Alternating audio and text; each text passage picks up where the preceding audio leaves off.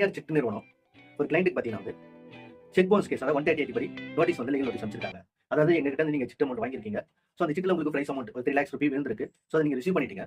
அதுக்கு டிஃபால்ட் இன்ட்ரெஸ்ட்டோட சேர்த்து ஒரு 5 lakhs கிட்ட வருது. நீங்க அதை பே பண்ணணும். உங்க செக் நீங்க கொடுத்த செக் மூலியமா நான் பேங்க்ல போட்டா, ஸோ அதை வந்து எங்களால் வித்ட்ரா பண்ணல, இன்சஃபிஷியன்ட் ஃபண்டால.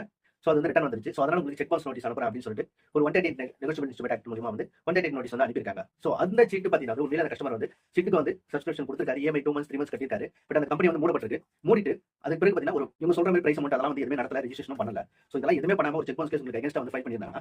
ஸோ இப்போ நான் என்ன பண்ணியிருக்கேன்னு பார்த்தீங்கன்னா கிட்டத்தட்ட ஒரு 7 பேருக்கு வந்து பார்த்தீங்கன்னா நோட்டீஸ் வந்து அனுப்பியிருக்கேன். அனுப்ப போறேன். எஸ், அதாவது கம்பெனி ரெஜிஸ்டர் ஒன்று வந்து பார்த்தீங்கன்னா இந்த டிஸ்ட்ரிக்ட் ரெஜிஸ்டருக்கு வந்து அனுப்புறேன். ரெண்டாவது பார்த்தீங்கன்னா inspector of companies, registration of companies, அதாவது கம்பெனி ரெஜிஸ்ட்ரேஷன் பண்ணிட்டாங்களா இல்லையான்னு சொல்லிட்டு ஸோ கம்பெனி ரெஜிஸ்டர் வந்து அனுப்பியிருக்கேன். மூன்றாவது வந்து பார்த்தீங்கன்னா superintendent of police economic wings, ஏன்னா வந்து சிட்னி வந்து ஒரு பெரிய மாஸ் எக்கனாமிக்கில் வந்து டவுன் பண்ணக்கூடிய ஒரு விஷயம். ஸோ அந்த மாதிரி சிட்டு நிறுவனம் வந்து நடத்தி ஸோ இல்லீகலா கஸ்டமர் கிட்ட வந்து செக் பவுன்ஸ் கேஸ் வந்து அவங்ககிட்ட செக் லீஃப் வாங்கி ஸோ செக் பவுன்ஸ் கேஸ் வாங்கி இல்லீகலா அவங்கள்ட்ட மீடியேஷன் பேசி அமௌண்ட் வந்து நிறைய வசூல் பண்ணக்கூடிய நிலைமை நடந்துட்டு இருக்கு. ஸோ இது வந்து ஒரு எக்கனாமிக் அஃபென்ஸ். ஸோ அதனால வந்து EOS சூப்பரண்ட் ஆஃப் போலீஸ் வந்து ஒரு கம்ப்ளைண்ட் ரைஸ் பண்ணிருக்கேன். அடுத்த வந்து அசிஸ்டன்ட் இன்ஸ்பெக்டருக்கு வந்து ஒரு கம்ப்ளைண்ட் ரைஸ் பண்ணிருக்கேன். அதுக்கடுத்து பார்த்தீங்கன்னா inspector general IGR Chennai. So இது வந்து பார்த்தீங்கன்னா ரெஜிஸ்ட்ரேஷன், ஏன்னா வந்து சிட்டெல்லாம் பார்த்தீங்கன்னா பத்திரப்பதிவுத்துறையில் வந்து ரெஜிஸ்ட்ரேஷன் பண்ணுவாங்க. ஸோ எவ்ரி டிஸ்ட்ரிக்ட்லையும் ஸோ இந்த டிஸ்ட்ரிக்ட்னுடைய ஹெட் பார்த்தீங்கன்னா வந்து ரெஜிஸ்ட்ரேஷன் டிபார்ட்மெண்ட் IGR. ஸோ அவங்களுக்கும் அசிஸ்டன்ட் ரெஜிஸ்டருக்கும் கம்பெனிஸ் ஆக்ட் மூலியமா வரதுனால கம்பெனி ரெஜிஸ்டருக்கும் பார்த்தீங்கன்னா அப்புறம் பார்த்தீங்கன்னா காவல்துறைக்கும் ஸோ எந்த பென்ஷன் போலீஸ் ஸ்டேஷன் அந்த police station pension police station ஒரு லெட்டர் ஒன்று வச்சிருக்கேன். இது இல்லாமல் பார்த்தீங்கன்னா CM செல்லுக்கும் ஒரு கம்ப்ளைண்ட் வந்து ரைஸ் பண்ணிருக்கேன். CM செல்லுக்கு ஒரு கம்ப்ளைண்ட் ரைஸ் பண்ணிருக்கேன். இதுவும் ஃபைல் பண்ண வரேன்.